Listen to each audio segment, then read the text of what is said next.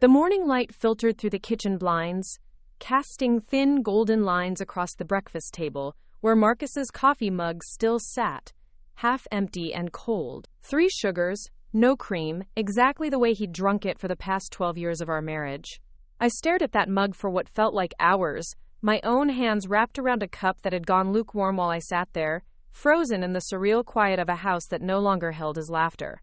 Before we jump back in, tell us where you're tuning in from, and if this story touches you, make sure you're subscribed, because tomorrow, I've saved something extra special for you.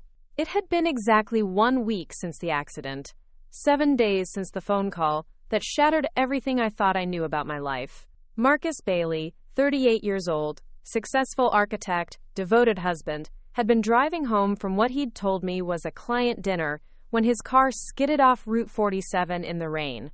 They said he died instantly. They said he wouldn't have felt any pain. They said a lot of things that were supposed to comfort me, but none of them could explain why my chest felt like it was caving in every time I tried to breathe. The funeral had been a blur of black dresses and sympathetic faces, people telling me how sorry they were for my loss, how Marcus had been such a good man, such a talented architect, such a loving husband. I'd nodded and smiled and accepted their casseroles and condolences, playing the part of the grieving widow because that's what was expected. But inside, I felt hollow, like someone had reached into my chest and scooped out everything that made me whole. My name is Maxine Bailey, though everyone calls me Max. I'm 35 years old, a freelance graphic designer who works mostly with small businesses in our town of Millbrook, Oregon. Marcus and I had met at a coffee shop downtown when I was 23 and struggling to make ends meet as a recent college graduate. He'd been sitting at the table next to mine, sketching building designs on napkins, and when he'd accidentally knocked over my iced latte with an enthusiastic gesture, he'd insisted on buying me a replacement and dinner to make up for it. That dinner had turned into a relationship, and 3 years later, we were married in a small ceremony at the Botanical Gardens just outside town. We'd built what I thought was a beautiful life together. Our house was a modest craftsman-style home that Marcus had renovated himself, complete with exposed beams and a kitchen island, where we'd eat breakfast together every morning before he left for work. We'd talked about children, about expanding the house, about growing old together in rocking chairs on the front porch. We'd planned vacations we never took, talked about dreams we never pursued, and settled into the comfortable rhythm of a couple who believed they had all the time in the world. But now Marcus was gone, and I was left sitting in our kitchen staring at his coffee mug and wondering how I was supposed to continue existing in a world that suddenly felt too big and too empty without him in it. The doorbell rang, jolting me from my thoughts. I set down my coffee and walked to the front door, expecting to find another neighbor with another casserole or another well-meaning friend checking to see if I needed anything. Instead, I found a man in a crisp navy suit holding a manila envelope. "Mrs. Bailey?" he asked, consulting a clipboard. "Maxine Bailey? Yes, that's me. I'm David Shen from Patterson & Associates law firm. I have some documents regarding your husband's estate that require your immediate attention." I invited him in, my heart already beginning to race. Estate matters. I'd been dreading this part, the paperwork and legal technicalities that would officially close the book on Marcus's life. David sat across from me at the kitchen table, moved Marcus's coffee mug to the side with careful respect, and opened his envelope. "Mrs. Bailey, I need to ask you about some assets your husband listed in his will that we're having trouble locating." I frowned. "What kind of assets?" David pulled out a sheet of paper and slid it across the table to me. "According to the documentation we have, your husband owned a storage facility unit and a separate garage space downtown, both of which he listed as containing valuable items. Do you know anything about these properties?" I stared at the paper, reading Marcus's name next to addresses I didn't recognize. "No, I've never heard of these places." "Are you sure this is right?" "The paperwork is all legitimate, signed and notarized. The storage unit is paid up for the next 6 months, and the garage space has been rented under his name for the past 4 years. The landlord says your husband was very regular with his payments, always in cash." 4 years. Marcus had been paying for a secret garage for 4 years, and I'd never known about it. My hands began to shake as I held the paper. "What's supposed to be in these places?" "That's what we need to determine for the estate valuation. The will mentions tools, equipment, and personal items of significant value, but there's no detailed inventory. As his widow, you have full access to both locations. I have the keys and addresses here. David handed me 2 sets of keys, one labeled Sunset Storage Unit 247, and the other attached to a business card for Downtown Auto Garage Bay 7. I turned the keys over in my palm, feeling their weight like they were made of lead instead of metal. Mrs. Bailey, is everything all right? You look pale. I looked up at David, trying to process what this meant. Marcus had kept secrets from me, secret places where he stored secret things, and he'd never mentioned them once in 12 years of marriage. Did he say anything else about these places? Any instructions or explanations? Only that they contained items of personal and monetary value that should be distributed according to his wishes. The will specifies that you have complete discretion over what to do with the contents. After David left, I sat alone in the kitchen, staring at the keys until the afternoon light began to fade. The rational part of my mind tried to come up with innocent explanations. Maybe Marcus had been storing furniture for a surprise renovation. Maybe he'd been collecting vintage tools as a hobby he'd never mentioned. Maybe there was a perfectly reasonable explanation for why my husband had been paying for secret storage spaces and never told me about them. But the cold knot forming in my stomach suggested otherwise. The next morning, I called my best friend Jenna and asked her to come with me. Jenna Rodriguez had been my closest friend since high school, the kind of person who would drop everything to help you move or hold your hair back when you were sick, or sit with you in hospital waiting rooms without asking questions. She worked as a nurse at Millbrook General and had the kind of steady, practical presence that made everything feel more manageable. You want me to go with you to check out Marcus's secret storage spaces? She asked when I explained the situation over the phone. Max, that sounds like the beginning of a really bad Lifetime movie. That's exactly why I need you there. In case it really is the beginning of a really bad Lifetime movie. Jenna arrived an hour later with coffee and bagels, taking one look at my face and immediately wrapping me in the kind of hug that made me remember I wasn't completely alone in the world. Okay, where do we start?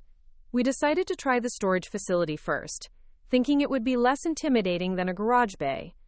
Sunset Storage was located on the outskirts of town, a sprawling complex of beige metal buildings surrounded by chain-link fencing.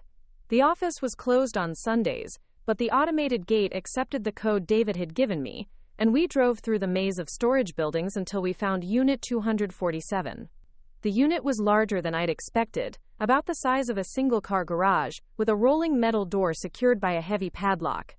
I tried 3 different keys before finding the right one, and when the lock clicked open, I hesitated with my hand on the door handle. Whatever's in there, we'll deal with it together, Jenna said, placing her hand on my shoulder. I took a deep breath and pulled up the door. The unit was nearly empty. A few cardboard boxes sat stacked against the back wall, and a single filing cabinet stood in the corner. That was it.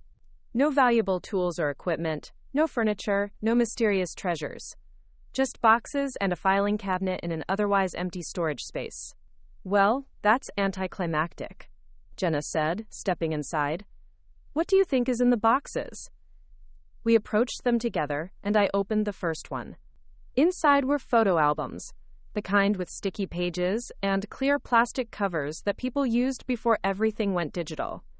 I pulled out the top album and opened it, expecting to see pictures of our life together, maybe some photos from before we met that Marcus had never shown me. Instead, I found myself looking at pictures of Marcus with people I'd never seen before. Marcus at what looked like a company picnic, laughing with coworkers I didn't recognize.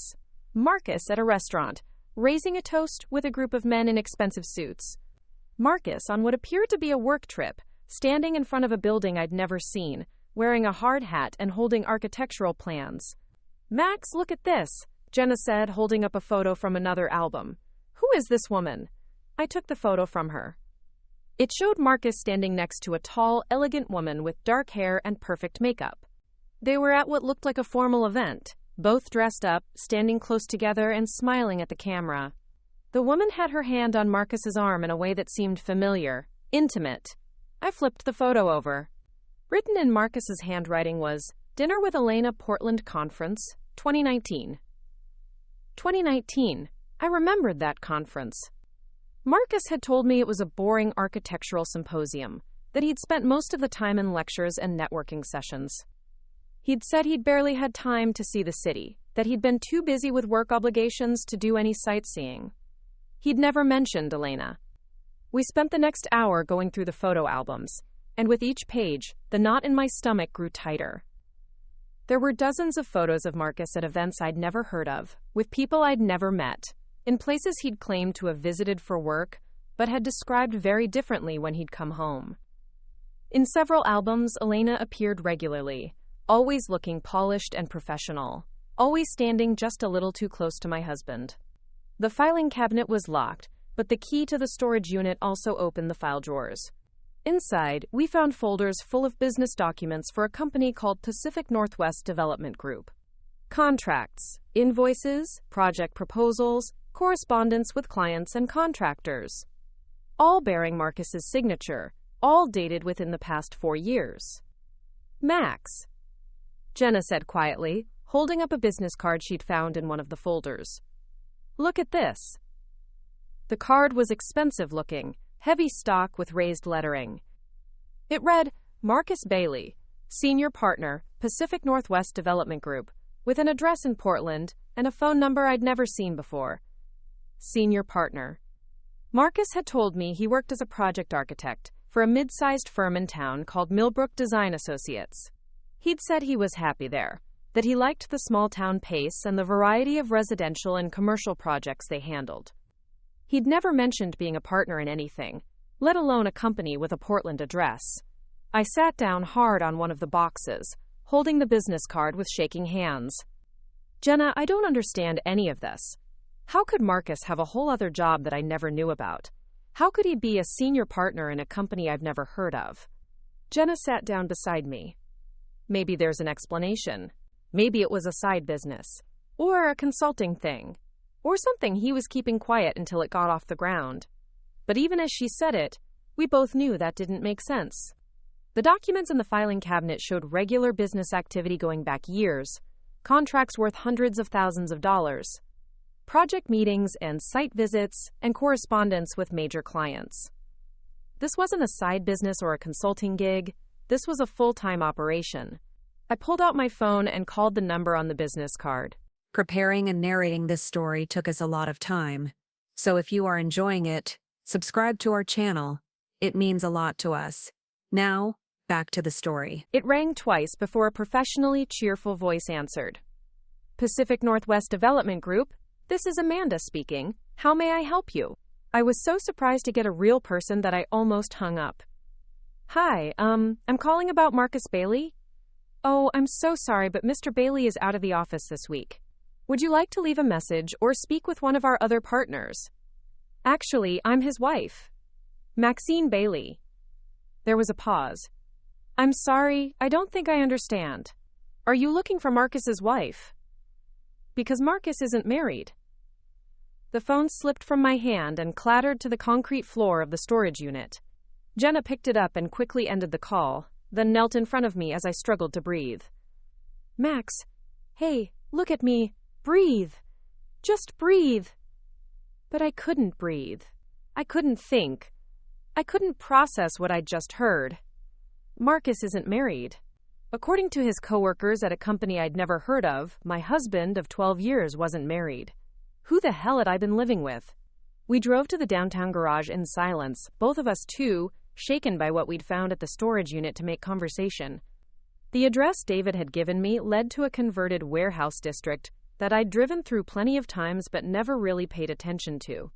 The building was old brick, renovated to house artist studios and small businesses, with a row of garage bays on the ground level. Bay 7 was at the end of the row, separated from the others by a concrete wall that provided privacy from the neighboring units. There was a regular door next to the main garage door, and the key David had given me opened it easily.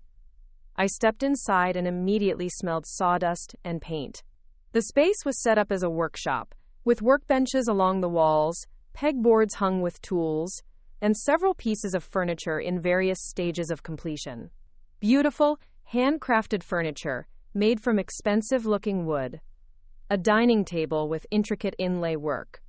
a bookshelf with hand-carved details, a rocking chair that looked like it belonged in a museum. "Max, this is incredible," Jenna said, running her hand along the smooth surface of the dining table. I had no idea Marcus was this talented with woodworking. Neither had I. In all our years together, Marcus had never shown any interest in woodworking. He'd always hired contractors for any home repairs or improvements, claiming he was better with blueprints than actual construction. Yet here was evidence that he was not only skilled with his hands, but talented enough to create museum-quality pieces. I walked deeper into the workshop, taking in the organization and attention to detail. Every tool had its place. The wood was sorted by type and size. There were detailed sketches pinned to a bulletin board, showing different angles and measurements for various projects. This wasn't a casual hobby space. This was the workshop of someone who took their craft seriously. That's when I noticed the photographs. They were tucked into the corners of the bulletin board, between the sketches and project notes. Casual photos that looked like they'd been taken with a phone and printed out. Marcus working on a piece of furniture, concentrating intently on some detail. Marcus standing proudly next to a completed project. Marcus laughing at something off camera, sawdust in his hair and a wide smile on his face. And in several of the photos there was Elena. She was wearing casual clothes in these pictures. Jeans and sweaters, instead of the formal attire from the storage unit photos. Her hair was pulled back in a ponytail, and she looked relaxed and happy.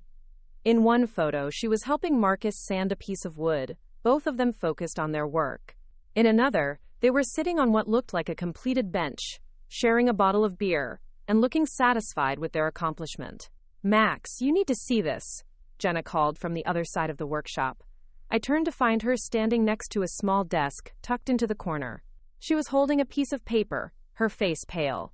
"What is it?" I asked, walking over to her. She handed me the paper without saying anything.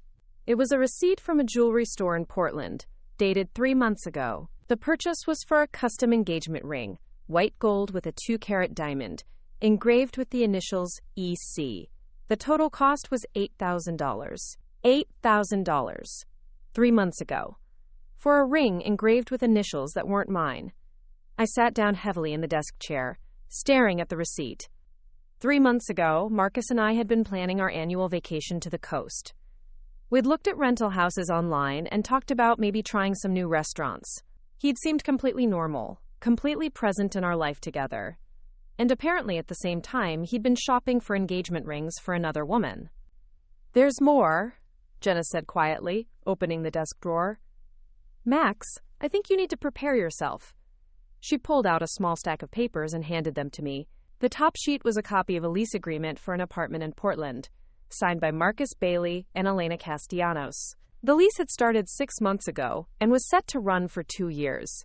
Below that was a copy of a bank statement for an account I'd never seen before, showing regular deposits and withdrawals over the past year. The deposits were substantial, much larger than Marcus's salary from Millbrook Design Associates would have covered. The withdrawals included payments to furniture stores, restaurants, travel companies, and something called wedding planning services by Sarah. At the bottom of the stack was a printout of an email exchange between Marcus and someone named Tom, discussing bachelor party plans for next month. The email was dated just 2 weeks before Marcus's accident. I read the email twice before the words really sank in. Marcus had been planning a bachelor party for a wedding that was supposed to happen next month. A wedding to Elena Castellanos, who shared an apartment lease with him in Portland, and for whom he'd bought an $8,000 engagement ring. My husband of 12 years had been planning to marry another woman.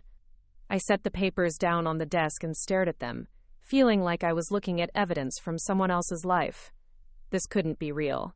This couldn't be happening. There had to be some mistake, some explanation, some reason why it looked like Marcus had been living a completely different life in Portland, while coming home to me every night in Millbrook.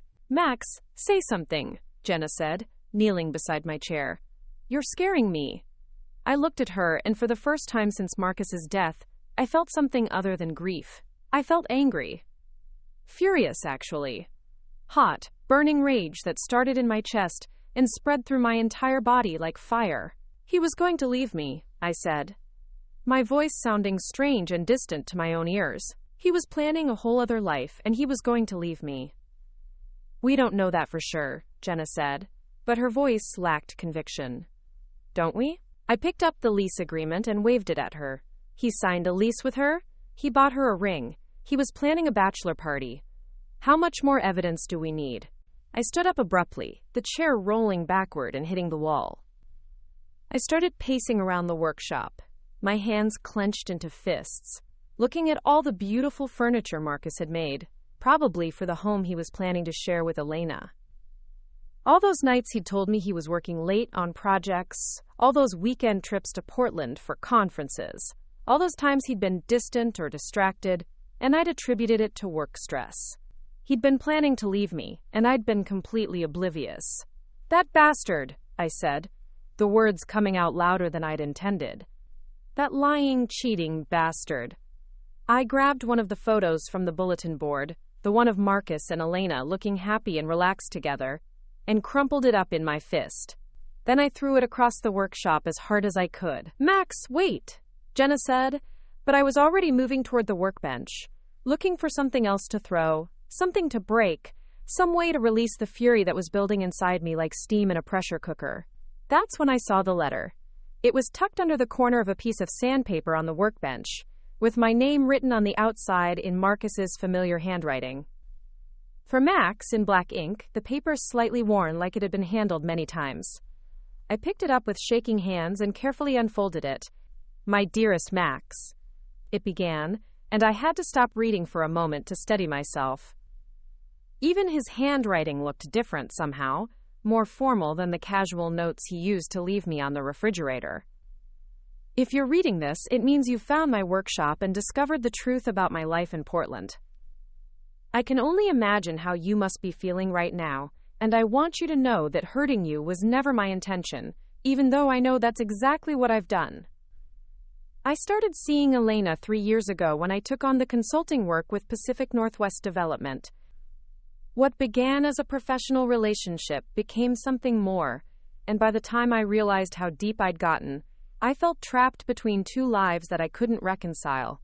I know you deserve an explanation, and I know I should have had the courage to talk to you about this before things went so far. The truth is, I love Elena, and I want to build a life with her. But I also care deeply about you, Max, and I didn't know how to end our marriage without destroying you in the process.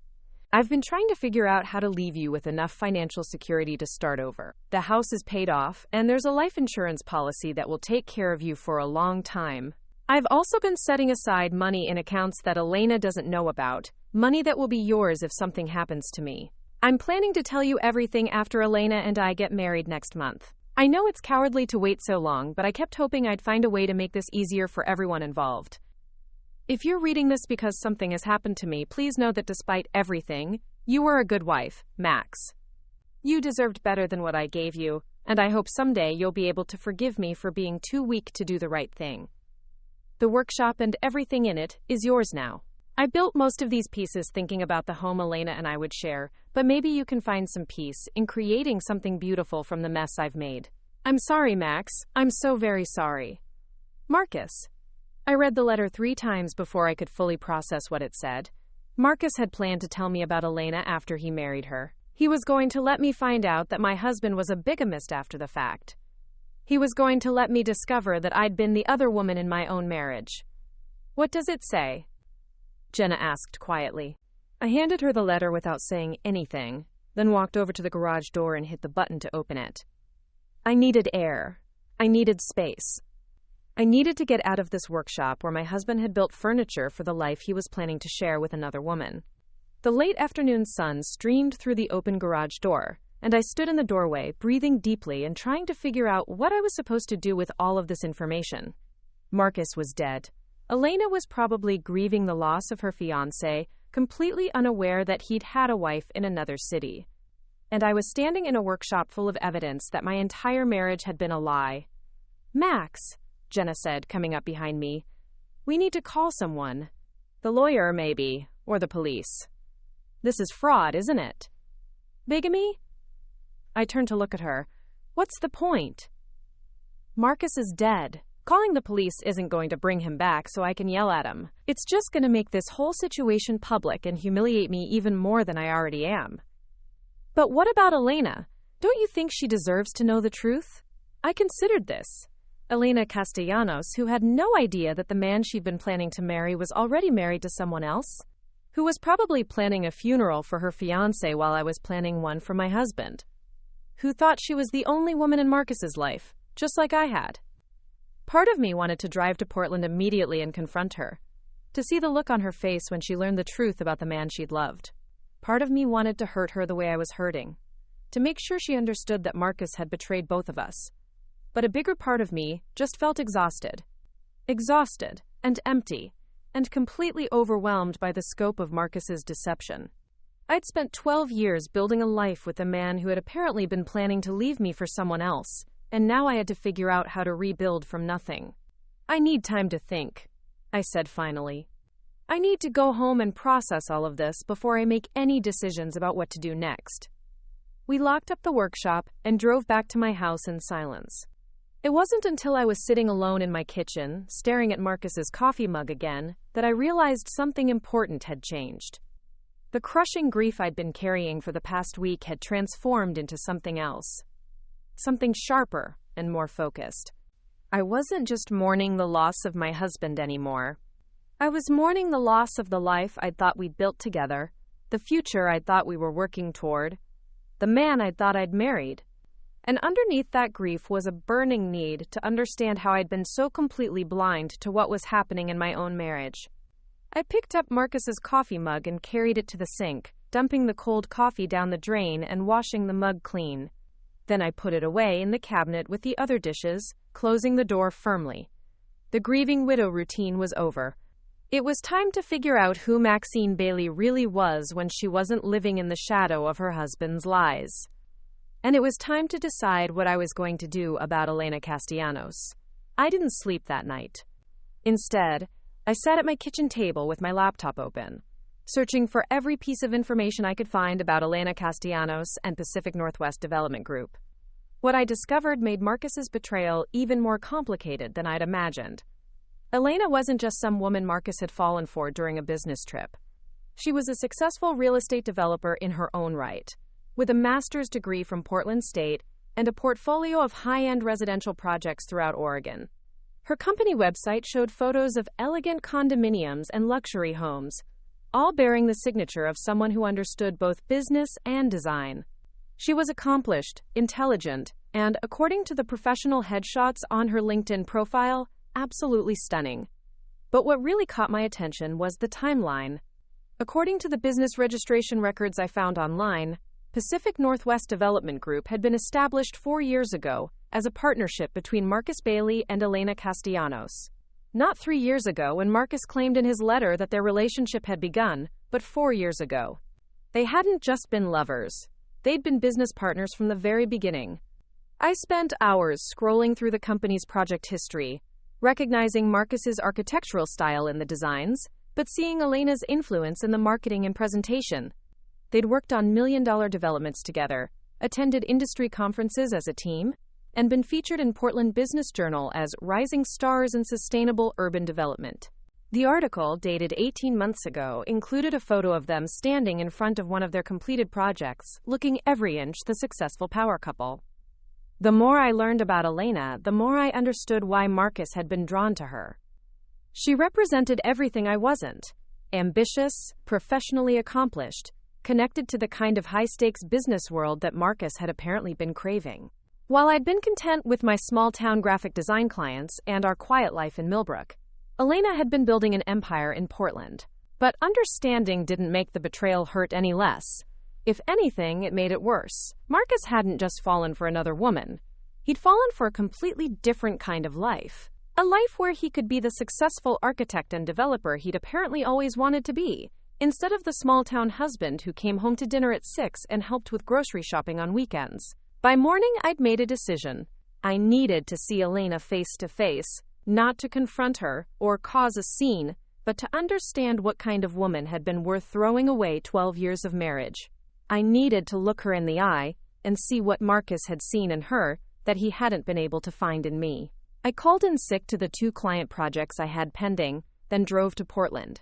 The city was only an hour from Millbrook, but it might as well have been on another planet for how different it felt from my small-town life. The address I'd found for Pacific Northwest Development Group led me to a sleek glass building in the Pearl District, the kind of place where everyone wore expensive suits and carried themselves with the confidence of people who made important decisions for a living. The elevator carried me to the 15th floor, where frosted glass doors displayed the company logo in elegant silver lettering. I stood outside for several minutes, trying to work up the courage to go inside. What was I going to say? How was I going to explain why I was there, without revealing that Marcus had been living a double life?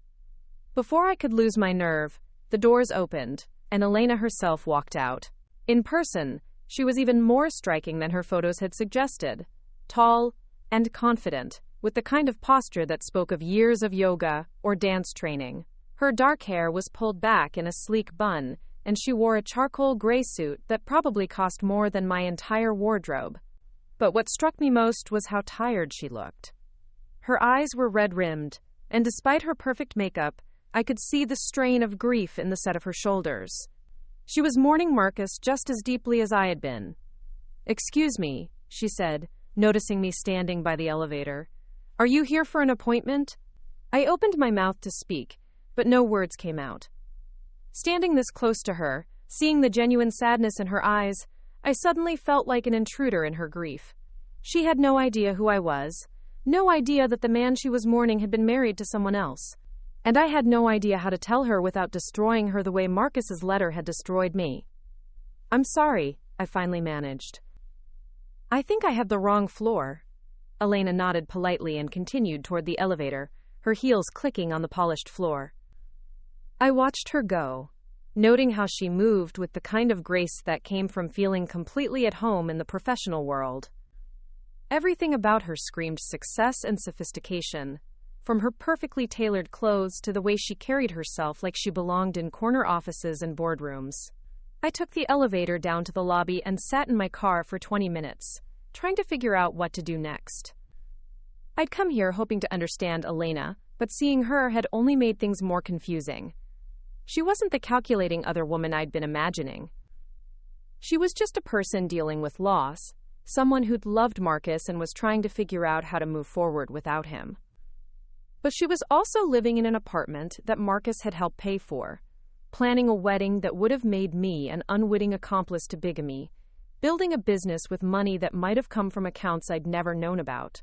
However innocent her feelings might have been, she was still connected to the web of lies that Marcus had woven around both our lives. I drove back to Millbrook feeling more confused than ever, but determined to find answers to the questions that were multiplying in my mind. If Marcus had been funneling money into his Portland life, where had it been coming from? His salary from the local architecture firm couldn't have supported an apartment lease, business investments, and $8,000 engagement rings.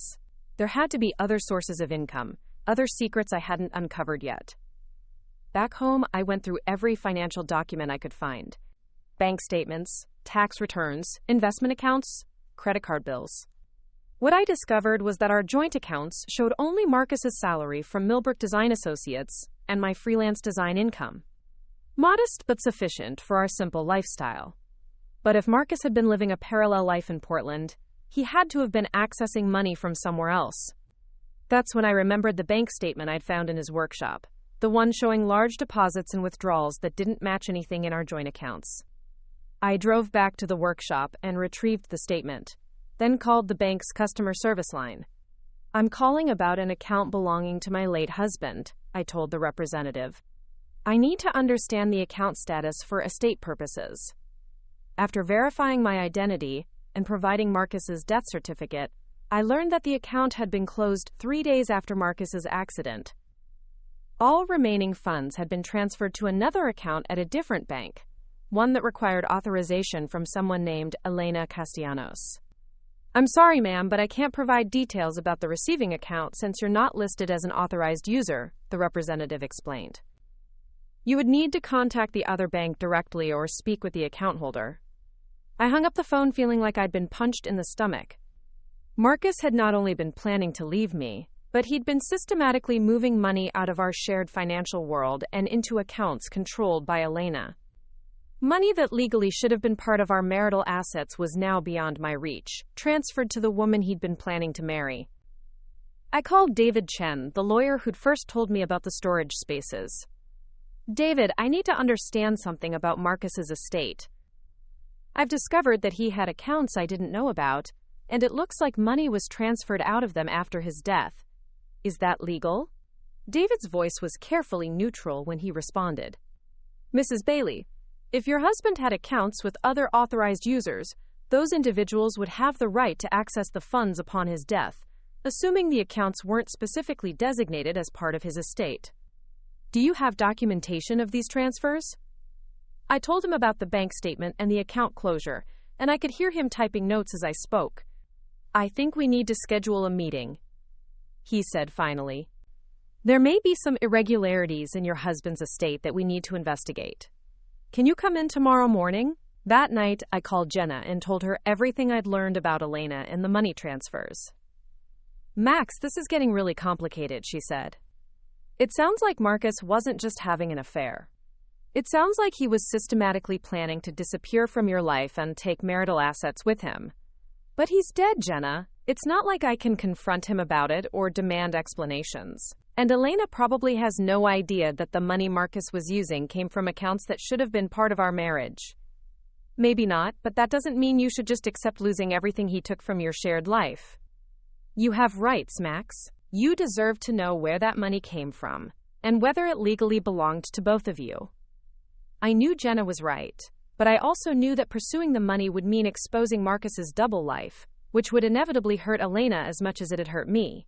She would learn that the man she'd loved and planned to marry had been lying to her about his marital status. She would discover that their business partnership and romantic relationship had been built on a foundation of deception. Part of me wanted Elena to experience that same shock and betrayal I'd felt, but another part of me, the part that had seen the genuine grief in her eyes, didn't want to be responsible for shattering her memories of Marcus, the way mine had been shattered. The next morning, I sat in David Chen's office while he reviewed copies of all the documents I'd found in Marcus's storage unit and workshop. "Mrs. Bailey, I have to tell you that this situation is more complex than typical estate issues," he said, looking up from the papers. "Based on what you've shown me, it appears your husband may have been engaging in activities that could be considered fraudulent, particularly regarding the misrepresentation of his marital status to business partners and financial institutions." "What does that mean for me?"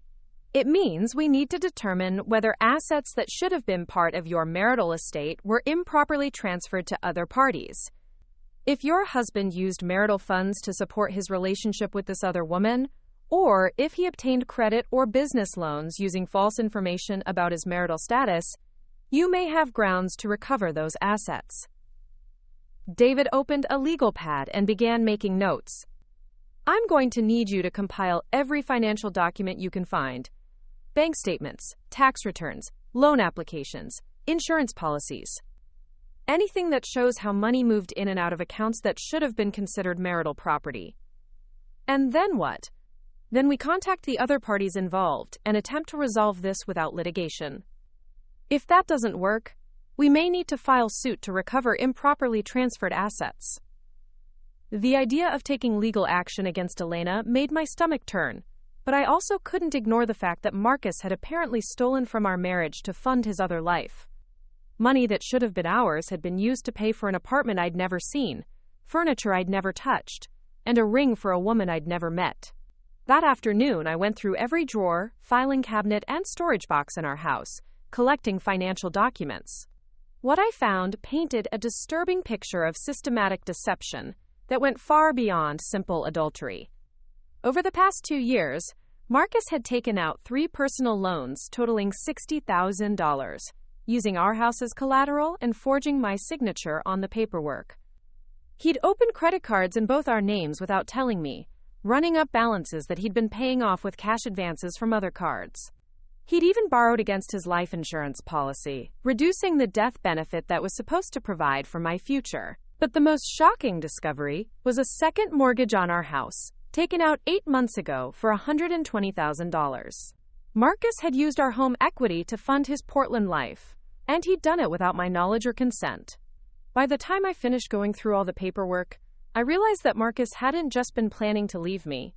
He'd been systematically draining our financial resources to build his new life, leaving me with a house that was mortgaged to the hilt and debts I'd never known existed.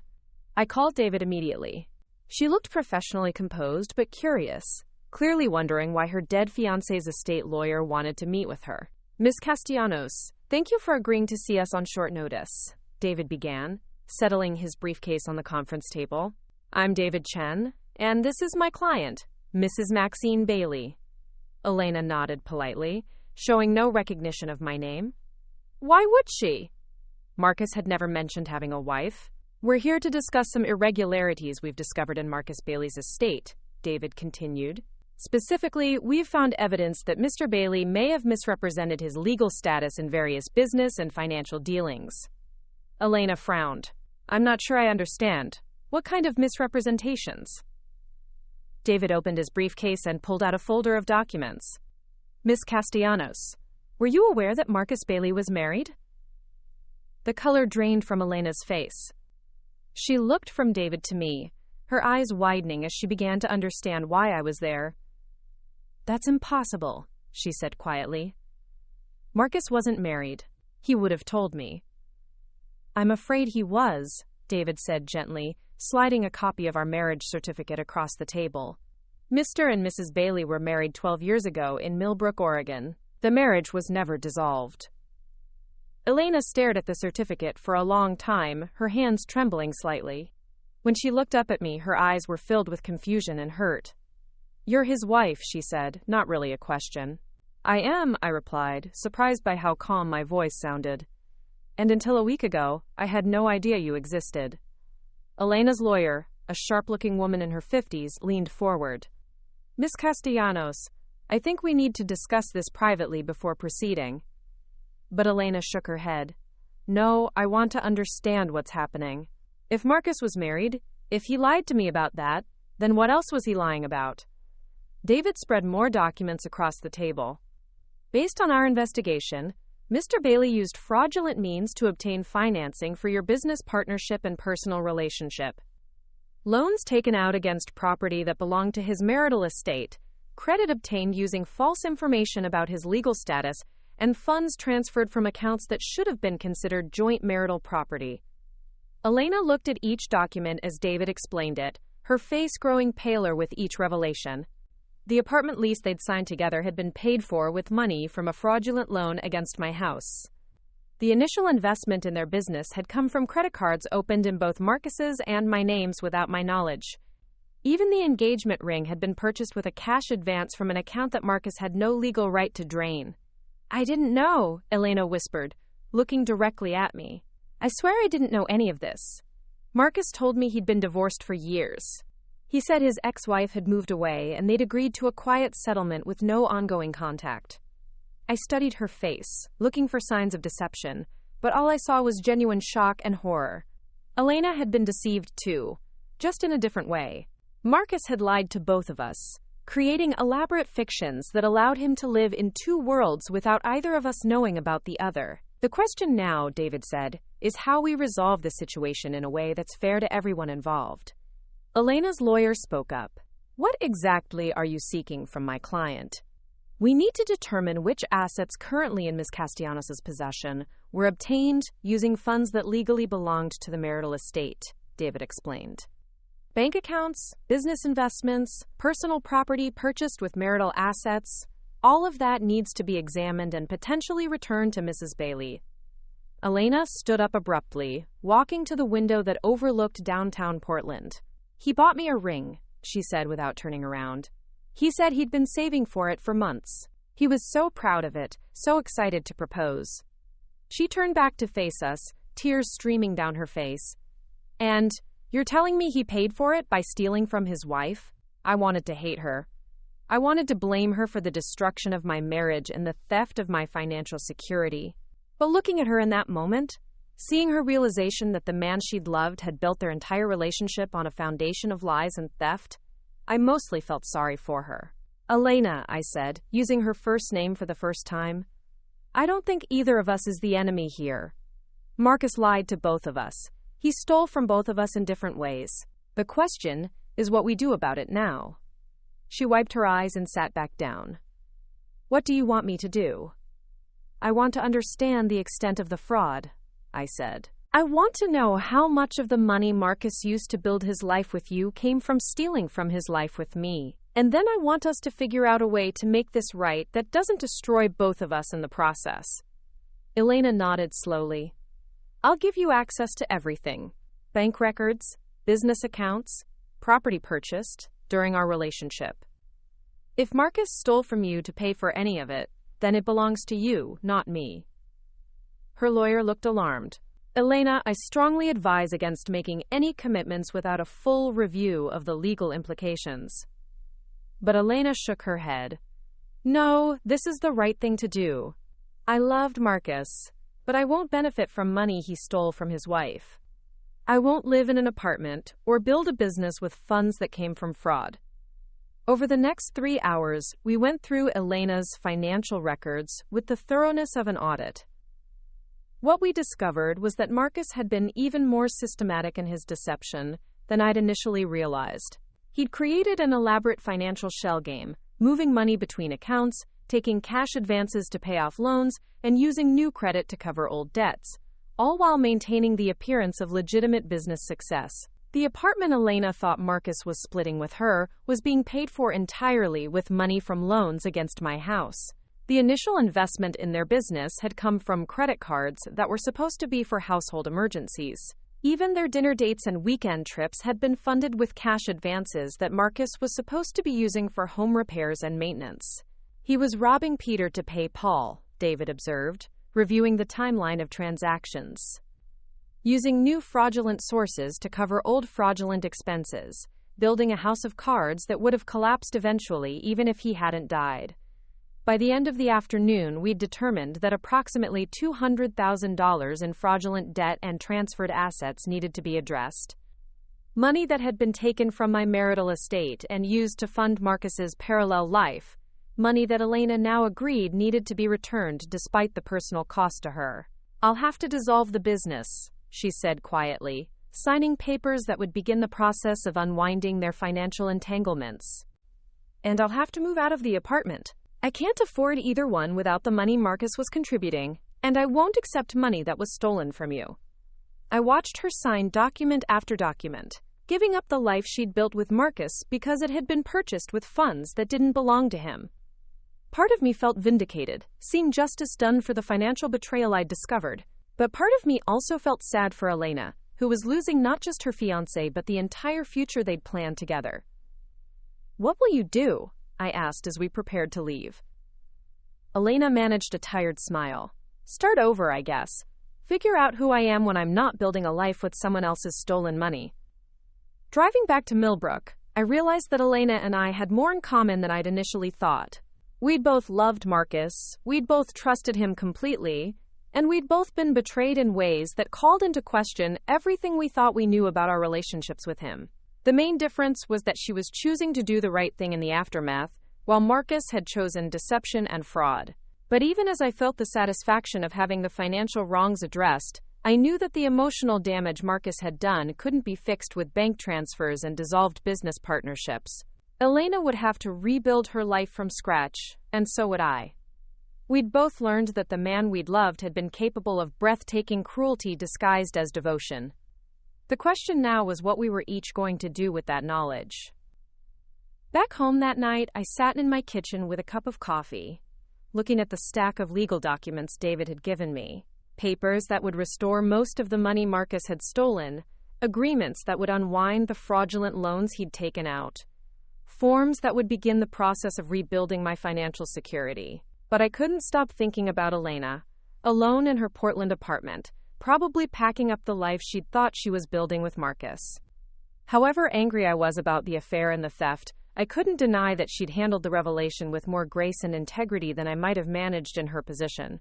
Marcus had created a situation where two women who should have been allies ended up as adversaries, fighting over the scraps of a relationship that had been built on lies from the very beginning. But Elena had chosen not to fight. She'd chosen to make things right, even though it meant giving up everything she'd worked for. That took a kind of strength I wasn't sure I possessed. I picked up my phone and called the number David had given me for Elena's direct line.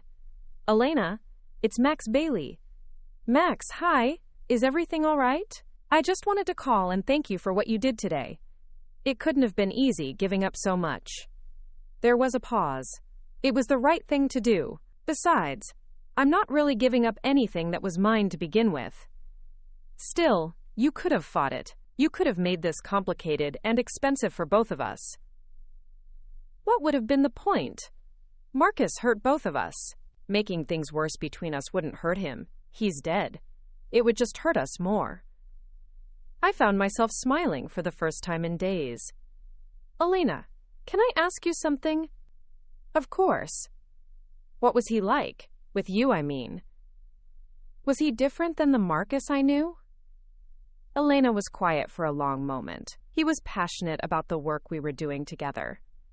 Excited about building something important. But looking back now, knowing what I know, I think maybe that excitement came from living a double life rather than from the actual work itself. "What do you mean?" He always seemed energized by secrecy. He liked having inside information, knowing things other people didn't know. I thought it was just professional discretion, but now I wonder if he was addicted to the deception itself. That rang true to me in a way I hadn't expected. Marcus had always been secretive about work, claiming client confidentiality when I asked about projects he was working on. He'd been protective of his phone and computer, saying he didn't want me to accidentally see sensitive architectural plans or business communications. I had thought it was professional responsibility, but maybe it had just been practice for the larger deceptions he was planning. "Elena, can I ask you something else?" "Sure. Do you think he would have gone through with it? The wedding, I mean. Do you think he would have actually married you without divorcing me?" Elena sighed. "I've been wondering the same thing. Part of me thinks he was just buying time, trying to figure out how to clean up the mess he'd made, but another part of me thinks he might have been planning to disappear from your life entirely. Move to Portland, change his identity somehow, start completely over." The idea that Marcus might have been planning to simply vanish from my life was somehow more disturbing than the thought that he'd been planning to commit bigamy. At least bigamy would have left a trail, evidence of his deception that would eventually have been discovered. But if he'd been planning to disappear entirely, I might have spent the rest of my life wondering what had happened to my husband. "I'm sorry," Elena said quietly. "I'm sorry he did this to you. To both of us." "I'm sorry too," I replied. "And Elena? If you ever need anything during this transition, if there's anything I can do to help, please call me. Thank you, Max. That means more than you know." After I hung up, I realized that something fundamental had shifted in how I thought about the situation. Elena wasn't my enemy. She was another victim of Marcus's selfishness and deception. Instead of competing for the memory of a man who'd betrayed us both, maybe we could help each other heal from the damage he'd done. It wasn't forgiveness, exactly. Marcus had stolen from me, lied to me, and planned to abandon me without explanation. Those weren't things I was ready to forgive. But it was something like understanding. An acceptance that people were capable of more cruelty and selfishness than I'd previously imagined, and that sometimes the only response was to try to minimize the damage and move forward with whatever integrity remained. I looked around my kitchen, at the house that Marcus had mortgaged without my permission to fund his secret life, and realized that for the first time since his death, I wasn't thinking about what I'd lost. I was thinking about what I might be able to build with what remained. That felt like progress. 3 weeks had passed since Elena and I had begun the process of untangling Marcus's financial web, and I was starting to believe that maybe we'd found all the secrets he'd been hiding. The fraudulent loans were being addressed, the stolen money was being returned, and Elena was systematically dissolving their business partnership. It felt like we were finally getting control of the situation. I should have known better. The call came on a Tuesday morning while I was reviewing the latest batch of financial documents from David Chen's office. An unknown number with a Seattle area code. "Mrs. Bailey? This is Detective Sarah Morrison with the Seattle Police Department. I'm calling about your husband, Marcus Bailey." My blood went cold. What about him? Ma'am, we've been investigating a series of identity theft cases, and your husband's name has come up in our investigation. We'd like to speak with you about some activities he may have been involved in before his death. I sat down hard in my kitchen chair. What kind of activities? I'd prefer to discuss this in person, ma'am. Would it be possible for you to come to Seattle? Or would you prefer that I drive down to Millbrook? The idea of police investigating Marcus for crimes beyond the financial fraud I'd already discovered made my stomach churn. Detective Morrison, can you at least tell me what this is about? My husband died 3 weeks ago, and I'm still dealing with the aftermath of discovering he'd been living a double life. There was a pause. Mrs. Bailey, how much did you know about your husband's business activities in the Seattle area? Seattle? Nothing. I didn't even know he'd ever been to Seattle for business. Ma'am, we have records showing that your husband maintained an office in Seattle for the past 18 months. He was operating under a different business name and may have been involved in activities that resulted in significant financial losses for several individuals. I closed my eyes, feeling the familiar sensation of the ground shifting beneath my feet. Just when I thought I'd mapped the full extent of Marcus's deceptions, another layer revealed itself. Seattle. Another city. Another secret. Another set of lies I'd never suspected. Detective Morrison, I'll drive up tomorrow. But I need you to understand that I'm learning about my husband's secret activities at the same time you are. Whatever he was doing in Seattle, I knew nothing about it. We understand, ma'am. Sometimes family members are completely unaware of criminal activities. We just need to speak with you to establish what you did and didn't know. After hanging up, I immediately called David Chen and then Elena. If Marcus had been running some kind of criminal operation in Seattle, while simultaneously managing his architectural firm in Millbrook and his development business in Portland, then both Elena and I needed to understand the full scope of what we were dealing with. Elena agreed to meet me in Seattle, bringing her lawyer. David would drive up with me. Whatever Marcus had been doing, we were going to face it together, rather than let it blindside us separately. The Seattle Police Department was housed in a modern building downtown, all glass and concrete, that reflected the gray December sky. Detective Morrison turned out to be a woman in her 40s, with tired eyes and the kind of methodical demeanor that suggested she'd seen every type of deception people were capable of. Mrs. Bailey, Ms. Castellanos, thank you both for coming, she said, leading us to a conference room where several boxes of files were stacked on the table. I want to start by saying that we don't believe either of you were involved in your husband's activities here, but we do need to understand the extent of his operations and whether there are victims who haven't come forward yet. She opened the first box and pulled out a folder thick with documents. For the past 18 months, Marcus Bailey operated a business in Seattle called Northwest Property Solutions. He presented himself as an investment advisor specializing in real estate opportunities for retirees looking to diversify their portfolios. Elena and I exchanged glances. Another business, another identity, another set of lies. Detective Morrison continued. He rented office space in a prestigious building, hired a small staff, and developed marketing materials that presented Northwest Property Solutions as an established firm with a track record of successful investments. He targeted individuals aged 65 and older, people with substantial retirement savings who were looking for higher returns than traditional investments offered. She slid a brochure across the table. The cover showed a professional headshot of Marcus that I'd never seen before, dressed in an expensive suit and smiling confidently at the camera.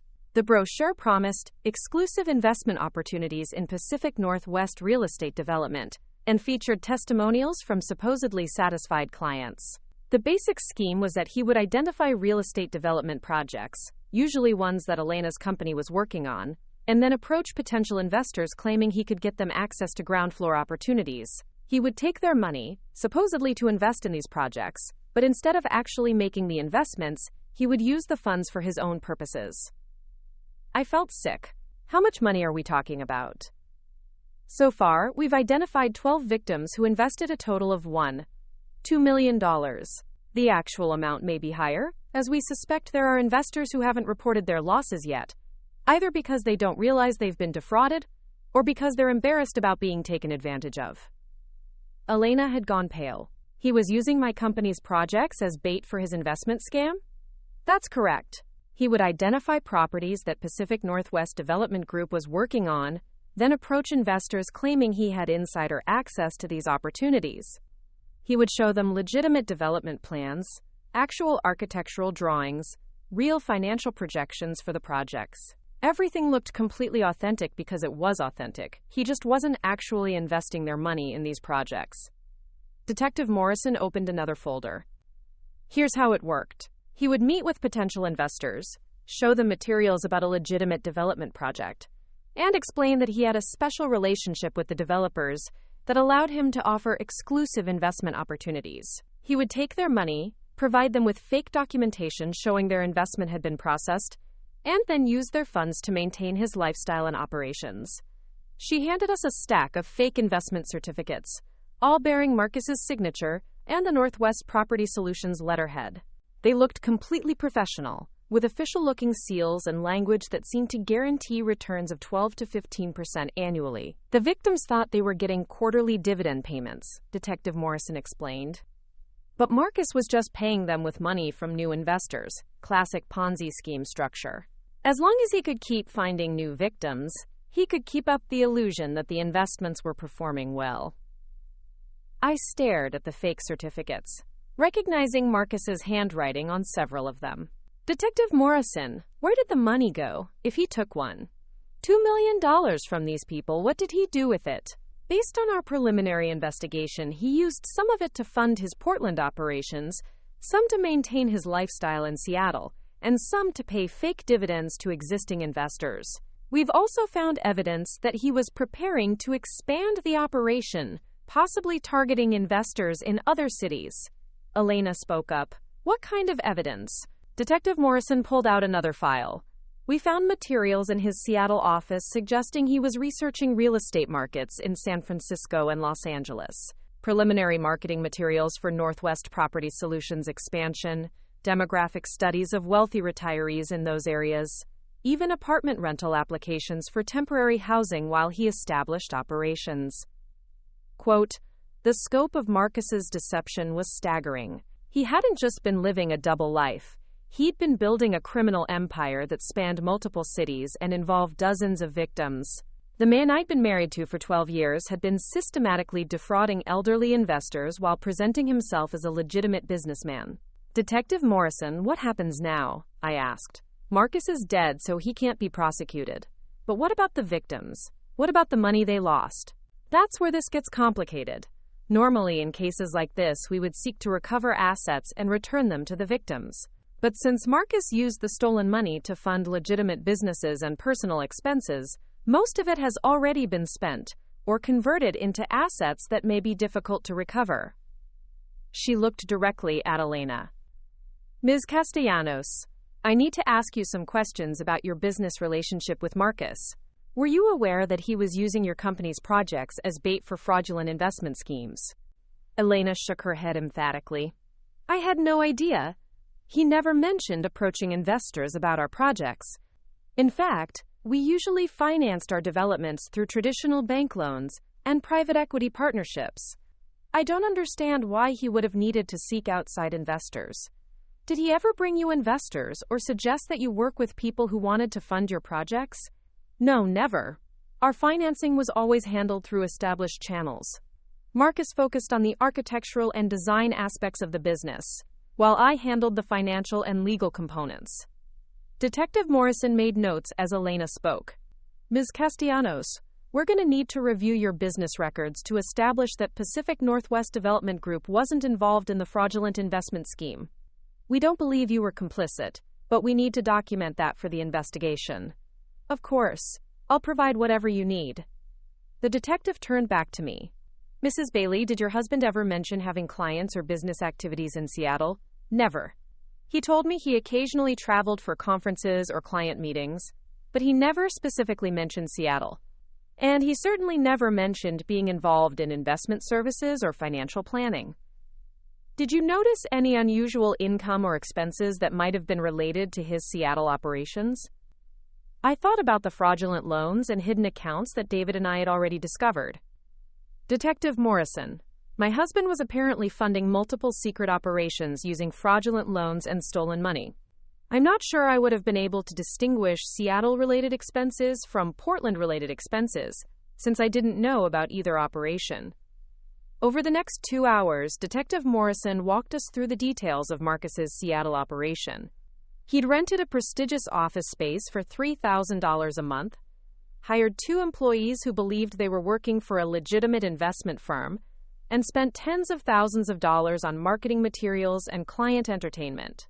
He'd joined the Seattle Chamber of Commerce, attended networking events, and built relationships with other business professionals who had no idea they were associating with a criminal.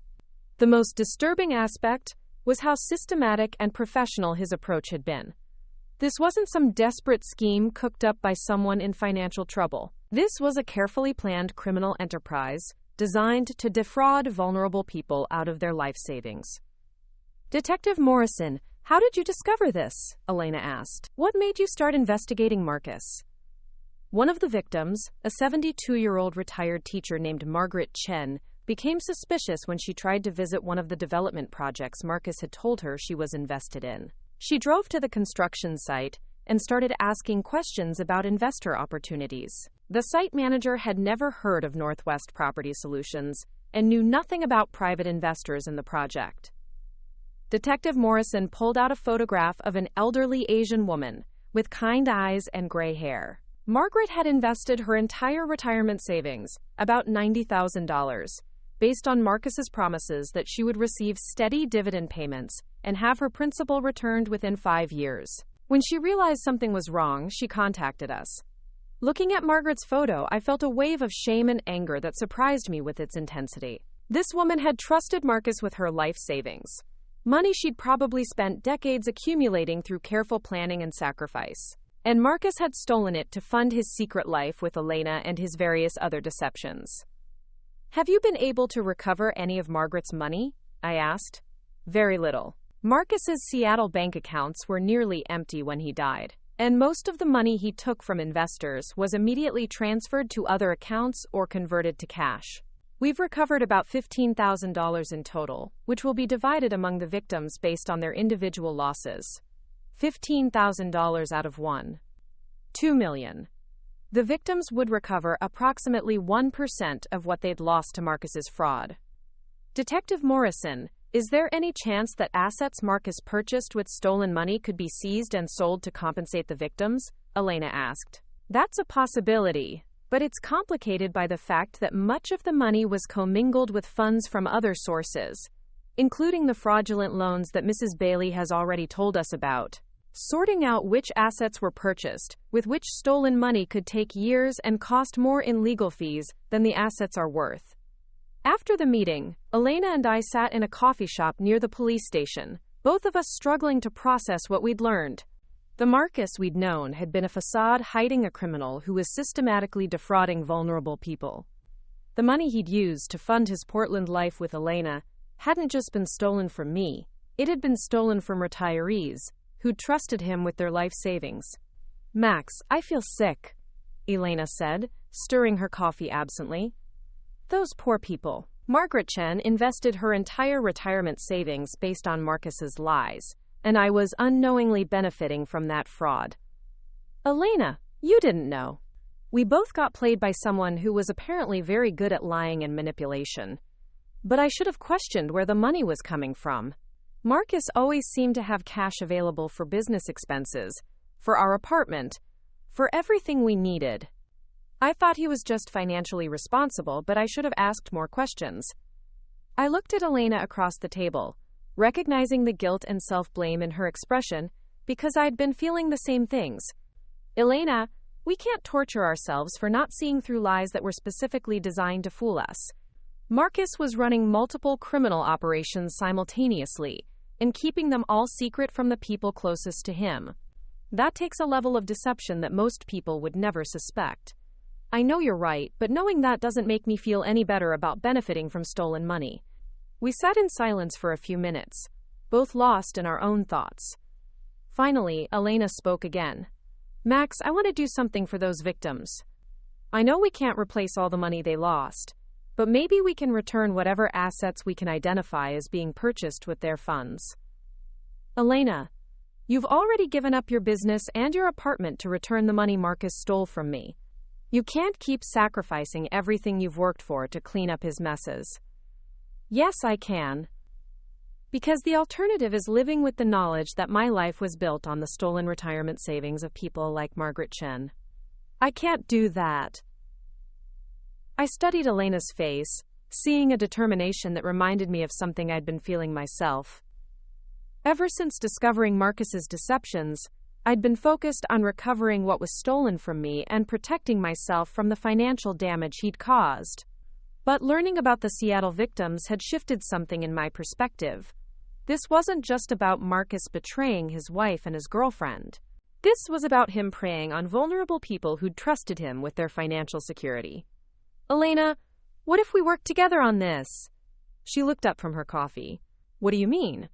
I mean, what if we both committed to making this right for the victims? Not just returning whatever money we can identify as stolen, but actually trying to help them recover some meaningful portion of what they lost.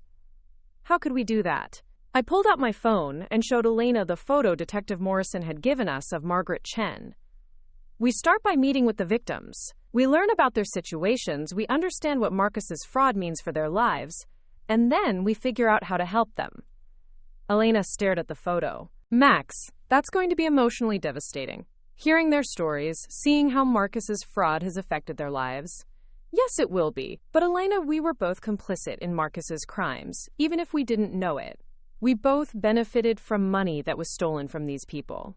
Don't we owe them more than just whatever legal settlement Detective Morrison can arrange? Elena was quiet for a long time, turning the photo of Margaret Chen over in her hands. Finally, she nodded. You're right, we do owe them more than that. So you'll do this with me? We'll meet with the victims and try to figure out how to make this right? Yes, but Max, I need you to understand something. I don't have much money left after dissolving the business and moving out of the apartment Marcus was paying for. I can't write big checks to compensate these people. Neither can I, Elena. The house Marcus mortgaged is my primary asset, and even after we resolve the fraudulent loans, I'm not going to have hundreds of thousands of dollars sitting around, but maybe we can find other ways to help. That afternoon, we called Detective Morrison and asked for contact information for the fraud victims. She was initially reluctant to provide it, explaining that the police department couldn't endorse any private efforts to contact victims outside of the official investigation.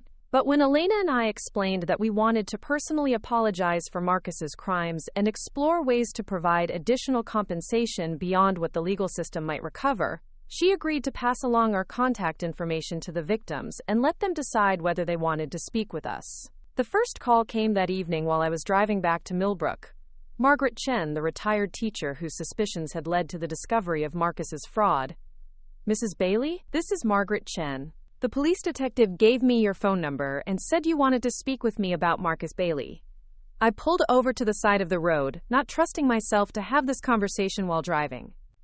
Mrs. Chen, first, I want to apologize. I know that apologies don't restore your money or undo the damage Marcus caused, but I am deeply sorry for what he did to you. Mrs. Bailey, the detective told me that you didn't know about your husband's criminal activities. You don't need to apologize for something you weren't involved in. Mrs. Chen, I may not have known about Marcus's crimes, but I was married to him for 12 years. I lived with him, trusted him, shared a life with him. If I'd been more observant, if I'd asked better questions, maybe I could have discovered what he was doing before he was able to hurt so many people. There was a pause. Mrs. Bailey, may I ask you something? Of course. What kind of husband was Marcus? What was he like in your daily life together? I thought about how to answer that question honestly. Mrs. Chen, he was kind and reliable in many ways. He helped with household chores, remembered birthdays and anniversaries, never raised his voice or showed anger. But looking back now, I think maybe those positive qualities were part of his ability to deceive people. He was very good at being whatever people needed him to be. That matches my experience with him. When I met Marcus at a seminar for retirees, he seemed genuinely interested in helping me secure my financial future. He spent hours explaining investment strategies, answered all my questions patiently, and never pressured me to make quick decisions. He seemed like exactly the kind of advisor I'd been looking for. Mrs. Chen, can I ask what losing that money means for your situation? I don't want to be intrusive, but I'm trying to understand the real impact of Marcus's fraud. Margaret was quiet for a moment. Mrs. Bailey, I'm 72 years old, and that $90,000 was my entire retirement savings. I was a public school teacher for 40 years, and teachers don't make the kind of money that allows for substantial savings. Every dollar I gave to Marcus represented years of careful budgeting and sacrifice. I closed my eyes, feeling the weight of what Marcus had done to this woman. What does that mean for your retirement plans? It means I can't retire. I'm working as a substitute teacher and taking on tutoring clients to pay my basic living expenses. I live in a small apartment and drive a 15-year-old car because I can't afford anything better. Marcus didn't just steal my money, he stole my ability to stop working and enjoy the retirement I'd spent 40 years planning for. The impact of Marcus's crimes was so much worse than I'd realized. Margaret Chen wasn't just out some investment money. She was trapped in a financial situation that would force her to work until she was physically unable to continue. At 72, she should have been enjoying her retirement, maybe traveling or spending time with grandchildren, or pursuing hobbies she'd never had time for during her working years. Instead, she was substitute teaching and tutoring because my husband had stolen her future. Mrs. Chen, I know this might sound strange, but would you be willing to meet with me and Elena Castellanos? Elena was Marcus's business partner in Portland, and she also didn't know about his criminal activities. We both want to find ways to help the people Marcus hurt, beyond whatever the police investigation might recover. What kind of help? Honestly, we're not sure yet. We don't have access to the kind of money that would allow us to simply write checks to compensate everyone for their full losses. But we want to understand your situation and the situations of the other victims, and then see if we can find creative ways to provide meaningful assistance. Margaret considered this. Mrs. Bailey, I appreciate your concern, but I don't want charity. I want what's rightfully mine, the money Marcus stole from me. I understand that, Mrs. Chen. And we're not talking about charity, we're talking about accountability. Marcus may be dead, but the people who benefited from his crimes are still alive, and we believe we have a responsibility to do whatever we can to make things right. You would really do that? Even though it wasn't your fault? Mrs. Chen, I lived in a house that was mortgaged to fund Marcus's crimes. Elena lived in an apartment and worked in a business that was partially financed with stolen money. We may not have known about the fraud, but we definitely benefited from it. That creates an obligation. We arranged to meet the following week in Seattle. Margaret would bring 2 other victims she'd been in contact with, and Elena and I would drive up together to start the difficult process of understanding how we could help repair some of the damage Marcus had caused. After hanging up with Margaret, I called Elena and told her about the conversation. Max, this is going to be harder than we thought. Margaret isn't just out some investment money. Marcus destroyed her retirement plans. She's working in her 70s because of what he did. I know, Elena, and she's probably not the worst case among the victims. Some of them might have lost even more money, or be in even more vulnerable situations. What are we going to do? How can we possibly help people recover from losses like that? I don't know yet. But Elena, I keep thinking about something Margaret said. She doesn't want charity. She wants what's rightfully hers. Maybe our job isn't to try to replace everything Marcus stole. Maybe our job is to find ways to give these people back some sense of control and dignity in their financial lives. What do you mean? I mean, maybe instead of focusing on the money they lost, we focus on helping them build financial security for the future. Margaret is working as a substitute teacher and tutor. What if we helped her start a tutoring business that could provide steady income? What if we used our skills and resources to help the victims create new sources of financial stability? Elena was quiet for a moment. Max, that's actually brilliant. You're a graphic designer. I have business development experience. We could help the victims start small businesses or develop income streams that would give them long-term financial security. Exactly. We can't undo Marcus's fraud, but maybe we can help his victims build better financial futures than they would have had, even if he'd never stolen from them. For the first time since learning about Marcus's Seattle operation, I felt something other than despair and guilt. Elena and I couldn't bring back the money Marcus had stolen, but we might be able to create something valuable from the wreckage he'd left behind. The idea of helping Margaret Chen build a successful tutoring business, of using my design skills to create marketing materials and Elena's business knowledge to develop operational plans, felt like a way to transform Marcus's legacy from one of pure destruction to something that might actually benefit the people he'd hurt. It wouldn't undo the damage he'd caused, but it might be a way for Elena and me to finally build something honest and helpful from the mess we'd inherited. The night before our trip to Seattle, I couldn't sleep. I lay in bed thinking about Margaret Chen working as a substitute teacher at 72 because her retirement savings had been stolen, about the 11 other victims who were probably facing similar financial hardships, about the scope of Marcus's criminal enterprise, and how many people had been hurt by his deceptions. But I also thought about Elena, who could have fought the revelation about Marcus's marriage and the fraudulent financing of their business. She could have hired aggressive lawyers and forced a long, expensive legal battle over the assets Marcus had stolen from me. Instead, she'd chosen to do the right thing, even though it meant giving up everything she'd worked for. And I thought about myself, about how I'd gone from being a passive victim of Marcus's deceptions to someone who was actively working to address the damage he'd caused. 3 months ago, I'd been a small-town graphic designer married to a man I thought was an honest architect. Now I was partnering with his former lover to develop a plan for helping the victims of his criminal enterprise. It wasn't the life I'd planned, but it was a life I could be proud of. The next morning, Elena picked me up at 6 a.m. for the drive to Seattle. We'd agreed to meet Margaret Chen and 2 other victims at a coffee shop near the police station, then spend the day learning about their situations and discussing how we might be able to help. "Max, are you ready for this?" Elena asked as we merged onto the interstate. "No," I said honestly. "But I don't think anyone could be ready to hear how their husband's crimes destroyed innocent people's lives. We just have to do it anyway. I keep thinking about what you said about giving them back control and dignity. That feels right to me, but I'm worried that we're being naive about how much we can actually help." "Elena, maybe we are being naive. Maybe we'll discover that the problems are too big or too complicated for us to address. But at least we'll be trying to do something constructive, instead of just feeling guilty about benefiting from Marcus's crimes." We spent the rest of the drive planning our approach to the meetings. We would listen to each victim's story, understand their current financial situation, and assess their skills, interests, and goals.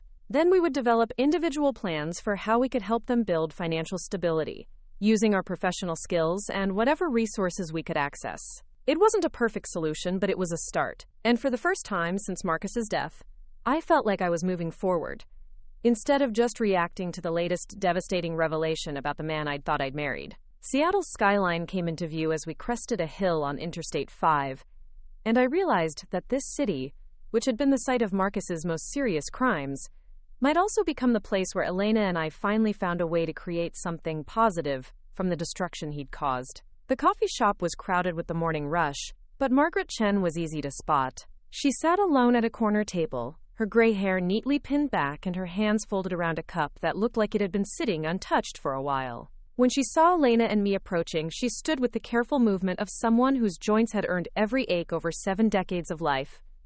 "Mrs. Bailey, I'm Margaret Chen." Her handshake was firm despite the arthritis I could see in her knuckles. "Thank you for coming. Thank you for agreeing to meet with us, Mrs. Chen. This is Elena Castellanos." Elena stepped forward. "Mrs. Chen, I want you to know how sorry I am for what Marcus did to you. I understand that sorry doesn't restore your money, but I needed you to hear it from me personally." Margaret studied Elena's face with the sharp attention of someone who'd spent 40 years managing classrooms full of teenagers. "Ms. Castellanos," the detective explained, "that you were also deceived by Marcus. I don't hold you responsible for his crimes." We sat down, and within minutes 2 other people joined us. Robert Martinez, a 70-year-old former construction foreman who'd lost $60,000, and Dorothy Williams, a 68-year-old retired nurse whose $45,000 investment had represented her entire emergency fund. Both carried themselves with the dignified exhaustion of people who'd worked hard their entire lives, only to have their security stolen in their golden years. "I appreciate you both coming to Seattle to meet with us," Robert said, settling his large frame into the small coffee shop chair. "But I'll be honest with you. I don't understand what you think you can do that the police can't. Elena leaned forward. Mr. Martinez, we can't restore the money Marcus stole, but we might be able to help you build financial security in ways that the legal system can't address. Dorothy frowned. What do you mean? I pulled out a notebook and opened it to a page where I'd sketched some preliminary ideas. Mrs. Williams, before you retired, you were a nurse, correct? For 35 years. Pediatric oncology. And Mr. Martinez, you were in construction? Foreman for 28 years before my back gave out. And Mrs. Chen, you were a teacher. Margaret nodded. 4th grade, mostly, though I taught 2nd and 3rd grade classes over the years. I looked around the table at 3 people whose decades of professional experience represented an enormous wealth of knowledge and skill. Here's what I'm thinking. Marcus stole your retirement savings, but he couldn't steal your expertise. You all have professional skills that people need and are willing to pay for. Elena opened her own notebook. What if we helped you turn those skills into sustainable income streams? Not just part-time work to get by, but actual businesses that could provide financial security. Robert looked skeptical. I'm 70 years old with a bad back. I can't swing a hammer anymore. But you can supervise construction projects, inspect work for quality, consult on home renovations, Elena replied. There are homeowners all over Seattle who would pay good money for an experienced foreman to oversee their contractors and make sure they're not being cheated or having shoddy work done. Mrs. Williams, I continued, pediatric oncology nurses have specialized knowledge that's incredibly valuable. What if we helped you start a consulting service for families dealing with childhood cancer? You could provide support, education, advocacy, help them navigate the medical system. Dorothy's eyes widened. I never thought about doing that kind of work independently. And, Mrs. Chen, tutoring is obviously something you're already doing, but what if we helped you scale it up? Market your services professionally, develop specialized programs, maybe even train other tutors. Margaret leaned back in her chair. You're talking about starting businesses. That requires capital, marketing, all sorts of things I don't know anything about. Elena smiled. That's where we come in. I have experience developing business plans, securing financing, marketing professional services. Max is a graphic designer who can create marketing materials, websites, business cards, everything you'd need to look professional and established. More importantly, I added, we can do this work for you at no cost. Consider it our way of taking responsibility for benefiting from Marcus's crimes, even though we didn't know about them at the time. Robert scratched his graying beard. And what do you get out of this? Elena and I exchanged glances. It was a fair question, and one we'd discussed during the drive to Seattle. Honestly, Mr. Martinez, we get the chance to build something positive from a situation that's been nothing but destructive, Elena said. Marcus's crimes hurt all of us in different ways. This gives us a chance to create something good instead of just dealing with the damage. Plus, I added, if we can help you build successful businesses, you'll be better off financially than you were before Marcus stole from you. Instead of just trying to recover your losses, you'll be creating new sources of income that could last for years. Dorothy leaned forward. You're serious about this? You'd really help us start businesses without asking for anything in return? We're completely serious, Elena said. In fact, we've already started some preliminary research on business opportunities for each of your skill sets. I pulled out printed pages from my notebook. Mrs. Chen, I found 3 different online platforms where experienced educators can offer tutoring services, and the demand for elementary school tutoring in the Seattle area is really strong. With proper marketing and a professional website, you could probably charge $30 to $40 an hour instead of the $15 you're getting for substitute teaching. Elena handed Robert a folder. Mr. Martinez, I contacted the Better Business Bureau and found that construction oversight and home inspection services are in high demand in Seattle, especially as housing prices have made homeowners more concerned about protecting their investments. An experienced foreman offering quality control services could easily charge $75 to $100 an hour. And Mrs. Williams, I continued, there are almost no independent patient advocates specializing in pediatric oncology in the Seattle area. But there are families who desperately need those services. You could charge consulting fees that would provide steady income while helping families navigate one of the most difficult experiences they'll ever face. The three victims studied the materials we'd prepared, and I could see the wheels turning in their minds. These weren't charity cases who needed handouts. These were experienced professionals who'd been knocked down by circumstances beyond their control, but who still had valuable skills to offer.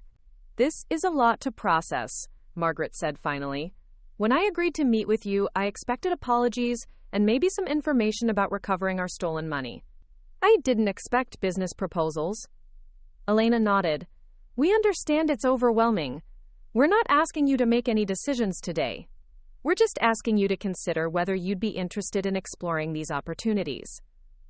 "What would the timeline look like?" Robert asked. "That depends on what you're comfortable with," I replied.